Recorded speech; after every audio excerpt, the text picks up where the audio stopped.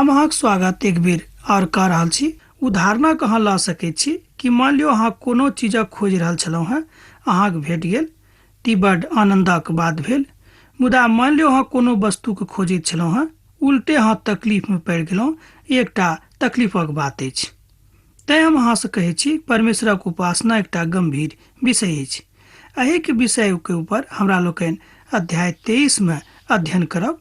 जँ अहाँक लग पवित्र पोथी बाइबिल अछि तऽ हमरा संगे अहूँ खोलि लिअ आ हमरा संगे लैव्य व्यवस्थाक पोथी तकर 23 अध्याय। किएक तऽ पबनीक विषयमे एहिठाम गंभीरतासँ बतायल गेल अछि। मान लियौ कोनो तरहक पबनी अहाँ मनाबैत छी तऽ एहि बातसँ धियापुता वा अहाँक हृदय स्वयं प्रफुल्लित होइत अछि। ई एकटा आनंदक विषय अछि। किएक तऽ प्रभुक मालूम रहनि कि मनुष्य जातिके आनंद होयबाक सेहो काल रहबाक चाही। किएक तऽ प्रभु परमेश्वर मनुष्य जातिके अपने स्वरूपमे सृष्टि कयने छलाह। एहि बातक हमरा लोकनि पहिल पोलीके अध्ययनमे सीख चुकल छी। एहिठाम इसराइलीके जीवनक आ तकर विश्वासक सेहो बतायल गेल छै। इसराइली सब बड्ड गंभीरतासँ प्रभुक आज्ञाके माननाइ आब आरम्भ कऽ देने छथि। जेना हम अहाँसँ कहलहुँ कि बेर बेर इसराइली सभक जिंदगीमे एहि तरहक कमी रहनि कि वो कहियो कहियो परमेश्वरक वचनक बड्ड गंभीरतासँ मानैत रहथि आ कहियो कहियो परमेश्वरक गंभीरतासँ ओतेक नहि मानैत रहथि। तैँ विस्तृत रूपें एहि बातक जानकारी एहि अध्यायमे अछि कि जँ अहाँ पवित्र पोथीके सभटा बातक नीकसँ मानब, जे किछु पवित्र पोथी बाइबिलमे बतायल गेल छै, तहन आजुक संदर्भमे ई बात अहाँक लेल नीक भऽ सकैत अछि। आजुक दिनमे एहि तरहक प्रतिक्रिया व्यक्त करैत अहाँ लोकके देखने होबे कि अमुक आदमी को ओतऽ भोजमे गेल छलहुँ हेँ, खूब नीक भोजन भेटल, खूब बड़ाइ अहाँ करैत होइब। मुदा बहुत बेर अहाँ खूब बड़ाइ सेहो सुनने होइब कि अमुक आदमी को ओतऽ भोजमे गेल छलहुँ, मुदा भोजन वस्तु नीक बनल नहि रहैक। एहि तरहक स्वभाव मनुष्य जातिके आरम्भेसँ छनि। किएक तऽ पिता परमेश्वर मनुष्य जातिक जहन अपन स्वरूपमे सृष्टि कयलथि, तकरा बादो परमेश्वरक नजरीमे पाप केलखिन, तहन हुनका मोनमे पाप समा गेलैक आ तहन आरम्भेसँ मनुष्यक हृदयमे एना कहियो पापक एकटा जड़ आबि गेलैक। ओ जड़ अखन धरि शैतान हुनका हृदयसँ निकालैके इच्छामे नहि छथि, अर्थात एना कहियो नहि निकालैत दै छथि। तहन आउ एहि अध्यायके किछु मुख्य बिन्दुके देखी तऽ नीक रहत। पवित्र शास्त्र शब्दक दिनके महत्व, पवित्र पबनी फसहक काल, पवित्र शास्त्र जाहिमे लोकसभ रोटी तोड़ैत छलाह, फलक पवित्र सत्र, तकरा बाद पेंतीकोस्तक पवित्र सत्र, पवित्र पबनीके एकात्मक काल, तकरा बाद अभिषिक्त करबाक महान सत्र और तकर व्यवहार, पवित्र शास्त्र मिलाप वाला तंबूके बात। एहिठाम हमरा लोकनि इएह सभटा बिन्दुके ऊपर कनि कनि कालक लेल चर्चा करब। पवित्र शास्त्रक जे शब्दक बात अछि, अर्थात पवित्र पोथीमे बतायल गेल छै कि जे केओ इसराइली छथि हुनका शब्दक पबनी मनाबैके छनि, अर्थात शब्दक दिनक जे नियम बनायल गेल छै तकरा मानैके छनि। आ पुनः प्रभु मूसासँ कहलनि, इजरायलीसँ बाजियौक जे प्रभुक पबनी जिनका विषयमे अहाँके प्रचार करबाक अछि आ नियमित पर चलक अछि, तकरा अहाँ मानैत रहब। 6 रोज काम काज करब सकलहुँ हैं, मुदा 7म रोज परम पिता परमेश्वरक जे बात अछि विश्रामक दिन, तकरा अहाँ मनायब। एहि बातक अहाँ कहियो कोनो परिस्थितिमे नहि बिसरायब। ओ अहाँके सब घरानामे सँ प्रभुके विश्राम दिन ठहरेक। लैव्य व्यवस्थाक पोथी तकर 23 अध्याय 1 पदसँ लऽ कऽ 3 पद धरि एहि बातक अहाँ सीख सकलहुँ हैं। ओ मूसाके व्यवस्थाके दिअवलाके रूप बताबैत छथि आ तहन मूसा कहैत छथिन कि मिलाप वाला तंबूक जे याचकक काज भेटल छनि, हुनका सभक बता दियौन कि ओ पवित्र जिंदगी बिताबैक आ मिलाप वाला तंबूक जे पवित्रता अछि, तकर जे गंभीरता अछि, तकर जे अर्थ अछि, तकरा ओ कहियो अर्थहीन नहि हुअ दीक। एहि बातक ज्ञान सेहो एहिठाम ओ दऽ रहल छथि। एहि अध्यायमे किछु पबनीके नाम एहि तरह बतायल गेल छै: फसहक पबनी, अखमीरी रोटीक पबनी, पहिल उपजाक पबनी, तकरा बादमे पेंतीकुस्तक पबनी। ई 4-5 पबनीके अध्यायमे नाम अछि, तकरा अहाँ पढ़ि कऽ देख सकलहुँ। 4 आ 5 पदमे, 6 आ 8 पदमे, 9 से लऽ कऽ 14 पदमे आ 15 से लऽ कऽ 22 पदमे। जँ अहाँके लग पवित्र पोथी बाइबिल अछि तऽ एहि बातक अहाँ देख सकलहुँ हँ। नरसिंगाक पबनीक विषयमे सेहो बतायल गेल छै। एहि बातक अहाँ 23 पदसँ लऽ कऽ 25 पद धरि देख सकलहुँ हँ। तकरा बाद मण्डपक पबनीक विषयमे सेहो चर्चा कयल गेल छै। तकरा अहाँ 33 पदसँ लऽ कऽ 44 पद धरि देख सकलहुँ हँ। आ विश्रामक दिनक बात अहाँ 1 पदसँ लऽ कऽ 3 पदमे देख सकैत छी। मिलापवला तम्बूक व्यवस्था इसराइली लोकक तखन भेटल रहनि जहन ओसभ कनानक बाटमे छलाह। अर्थात सप्ताहके पहिल दिन शब्दक दिन के नामसँ नहि रहै, मुदा सप्ताहक जे आखिरी दिन रहै तकरा अहाँ बता सकैत छी। अर्थात 6 दिन प्रभु कहलखिन कि अहाँ खूब काज करू, मुदा 7म दिन खूब आराम करू, कियाक ती दिन परमेश्वरक पबनीक दिन अछि, अर्थात पवित्र दिन अछि। एहि दिन अहाँ खाली परमेश्वरक उपासना करब। एहि तरह पिता परमेश्वर सप्ताहमे 1 रोज मनुष्य जातिके दऽ देलखिन, जाहि दिन ओ शान्तिसँ पिता परमेश्वरक संग रहि कऽ जिंदगी बिताबैक। एहि तरहक व्यवस्था पिता परमेश्वर मूसाक माध्यमसँ मनुष्य जातिके दऽ देलखिन। सोझ शब्दमे एहि बातक केना बतायल गेल अछि वा एना बतावल जा सकैत अछि। इसराइली लोकक माध्यमसँ एकटा महान दिन आबि गेलैक, ओ छल पबनीक दिन। अर्थात मनुष्य जातिक जिंदगीमे तरह तरहक पबनी आबि गेलैक। फसहक पबनीक विषयमे सेहो हमरा लोकनि एहि अध्यायमे देख सकैत छी। आ फेर प्रभुक पबनी जाहिमे एक एक कऽ कऽ ठहरयवला समयमे अहाँक पवित्र सभाक हेतु अहाँक प्रचार करबाक अछि, ओ सब ई थिक। पहिल मासक 14 दिनके गोधूलीके कालमे प्रभुक फसह होइल करिक। एहि बातक अहाँ 23 पदसँ लऽ कऽ 4 आ 5 पदमे देख सकैत छी। अर्थात एहि अध्यायके 4 आ 5मे आ 23 पदमे सेहो अहाँ देख सकैत छी। प्रभु फसहक पबनी एहि तरह मनावल गेनाइ आरम्भ भऽ गेलिक जे अहाँ कतेक गम्भीर भऽ कऽ प्रभुक पबनी मनाबैत छी आर प्रभुक कथाके मानि कऽ सब बातक ऊपर गम्भीरतासँ आनन्द उठाबैत छी। हमर भाई बहिन, प्रभु चाहैत छथि कि हमरा लोकनि अपन जिन्दगीमे आनन्द उठाबी। एहन कोनो काज नहि करी जाहिसँ प्रभु हमरा सबसँ अप्रसन्न भऽ जाय। तैँ ओ हमरा सभक जिन्दगीमे आनन्दक काल पबनीक रूपमे सेहो आनि देलखिन। अखमीरी रोटीक पबनी आर ओहि मासक 15 रोज प्रभुक लेल अखमीरी रोटीक पबनी हुआवला करिक। ओहिमे अहाँ 7 रोज धरि अखमीरी रोटी खायल करब। ओहिमे सँ पहिल रोज अहाँक पवित्र सभा होइत करिक आर ओहि दिन विश्रामक कोनो काज नहि करब। अर्थात एहि बातक आज्ञा प्रभु परमेश्वर मनुष्य जातिके दऽ देलखिन। 7वाँ रोज अहाँके प्रभुके हव्य चढ़ावयवला करब आर 7म रोज पवित्र सभा हुएक। ओहि दिन विश्रामक कोनो काज अहाँ नहि करब। अर्थात एहिठाम बताओल गेलै कि 7म रोज अहाँ कोनो तरहके काज नहि करब। 6ठम आ 8ठम पदमे अहाँ एहि बातक पढ़ि सकलहुँ हँ।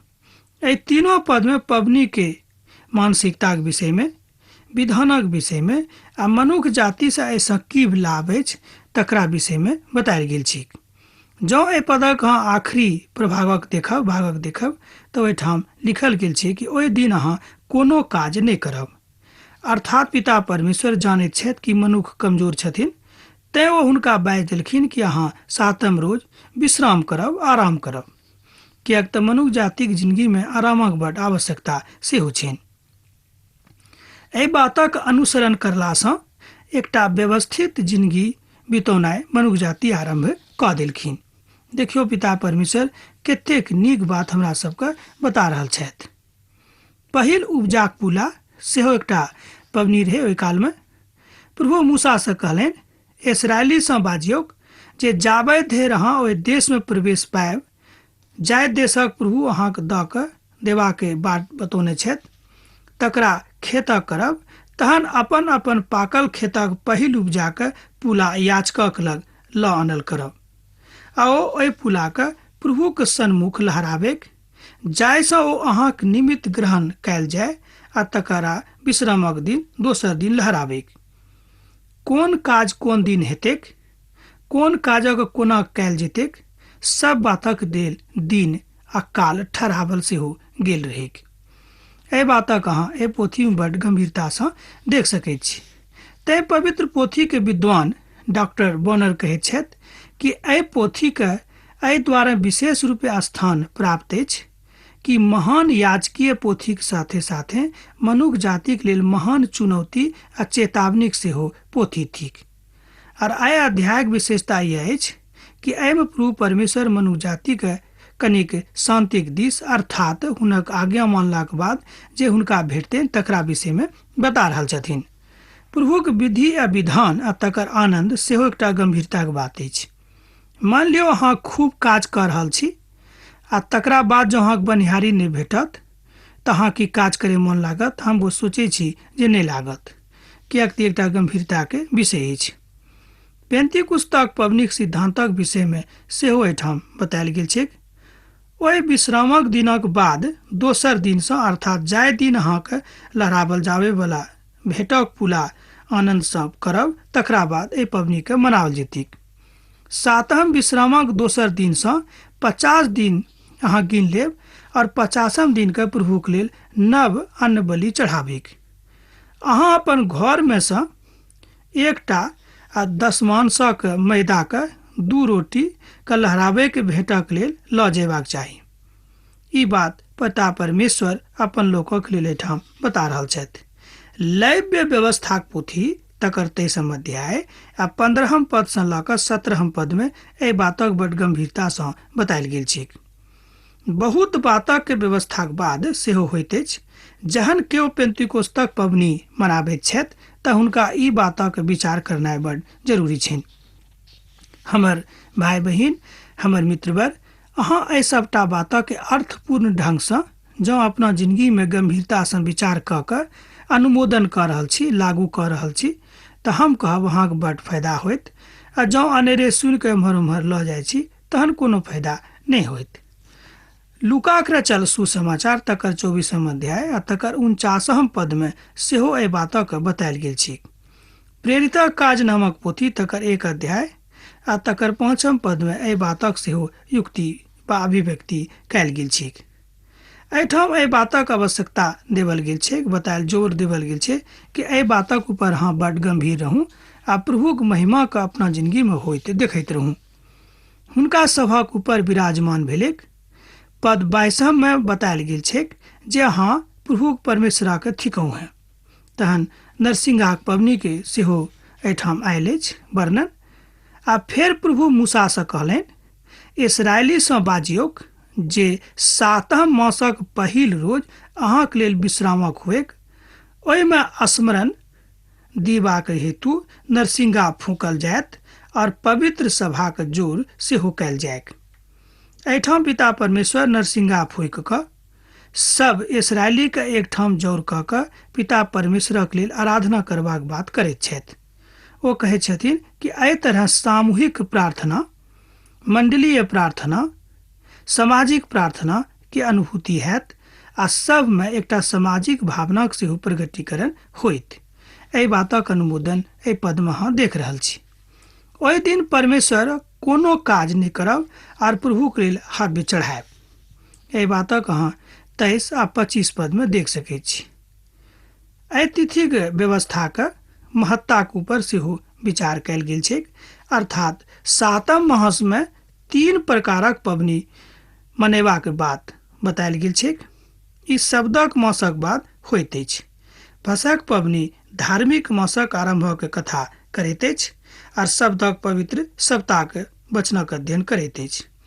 अर्थात जे फसक पबनी भेल ओ धार्मिक मासक आरंभ भेल आ जे शब्दक पबनी भेल ओ धार्मिक सप्ताह के आरंभक पबनी भेल। अब तो हम बुझे छी जे स्पष्ट जकाँ बुझ गेल होब। भजनक पोथी तकर 89 भजन के 1 आ 5 भजन में सेहो एहि पबनीक विषय में बतायल गेल छै। ओतऽ लिखल गेल छै, आनंदक बखान अहाँ प्रभु से करू, कियाक तऽ आनंद जे अहाँक जिंदगी में आयल अछि ओ प्रभुक दिस से अछि। कोनो मनुख अहाँक आनंदित नहीं कऽ सकैत छथि आ नहीं अहाँ कोनो मनुख से आनंदित भऽ सकैत छी। गंभीरताक बात यह भेल अछि। प्रायश्चितक दिन सेहो प्रभु ठहरौने छथिन। मान लियो जँ अहाँ से कोनो तरहक पाप भऽ गेल, कोनो तरहक गलती भऽ गेल, तकरा लेल प्रभुक दिस अहाँ बढ़ैत रहू। आ फेर प्रभु मूसा से कहलनि, ओहि 7म मासक के 10म दिन प्रायश्चितक दिन मानल जाय। ओ अहाँक पवित्र सभाक दिन होइत ओहि दिन अहाँ उपवासक माध्यमसँ अपना ऊपर जीवनक ऊपर दुख देव और प्रभु काव्य चढ़ायब। अर्थात पिता परमेश्वर एहिठाम उपवासक बात करैत छथि। ओ कहलनि कि उपवास मनुष्य जातिक लेल एकटा पवित्रताक विषय अछि। ओहि दिनक अहाँ कोनो प्रकारक काज नहि करब, किएक तऽ प्रायश्चितक दिन नियुक्त कयल गेल छैक, जाहिमे अहाँक प्रभु परमेश्वरक सन्मुख अहाँक लेल प्रायश्चित कयल जेतैक।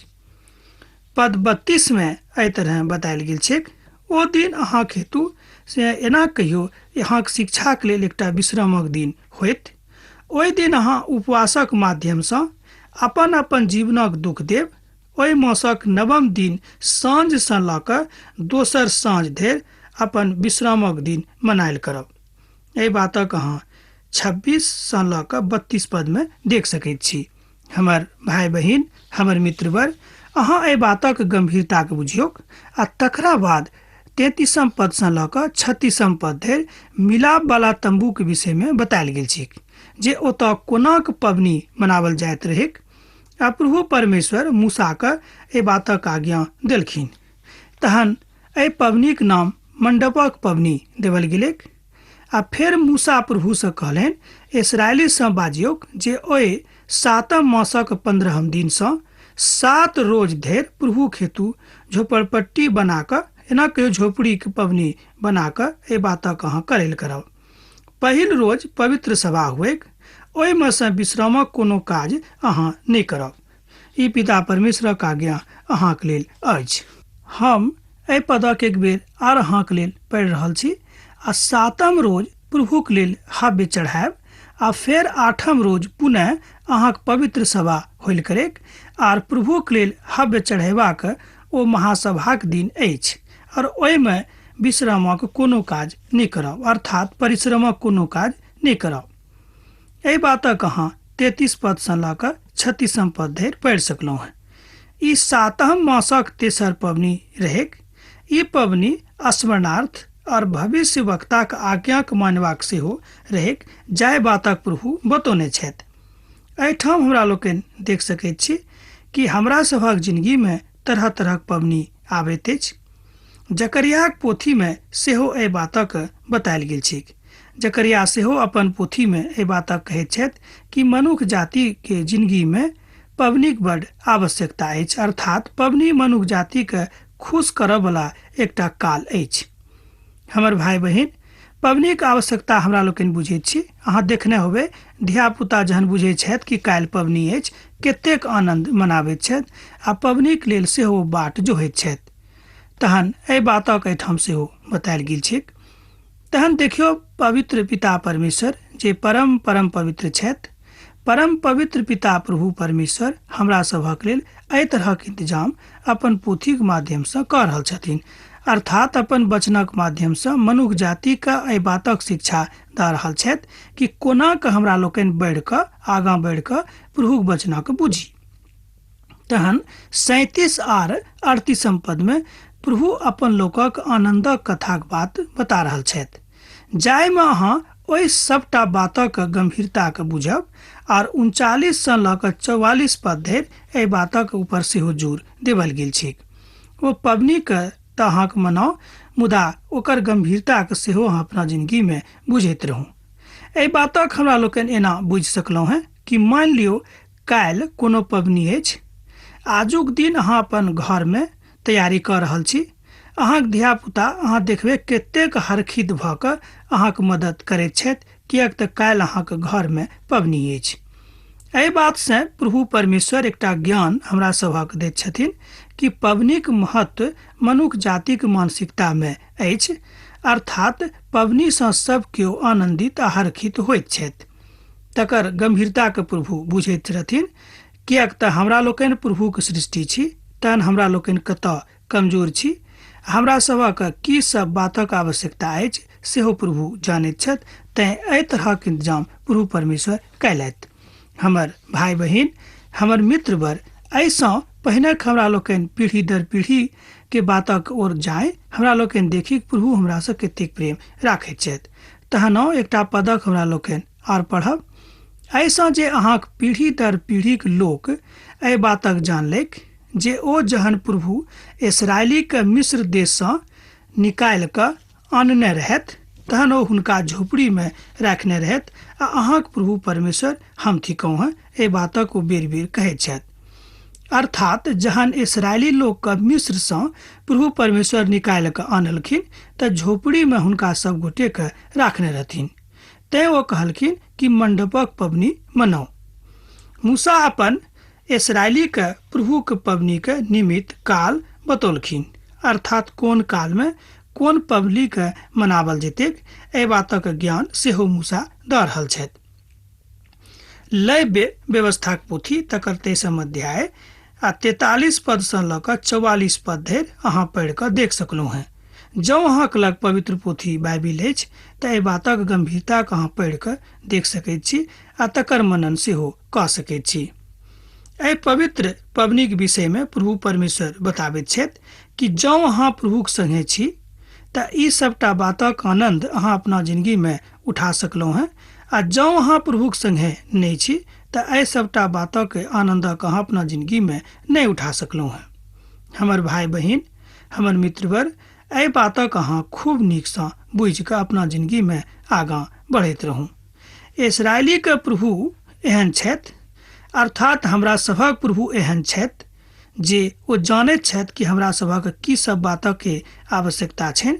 तैं देखियो एहि संपूर्ण अध्याय में अर्थात अध्याय 23 में पबनीक ऊपर चर्चा कयल गेल छैक।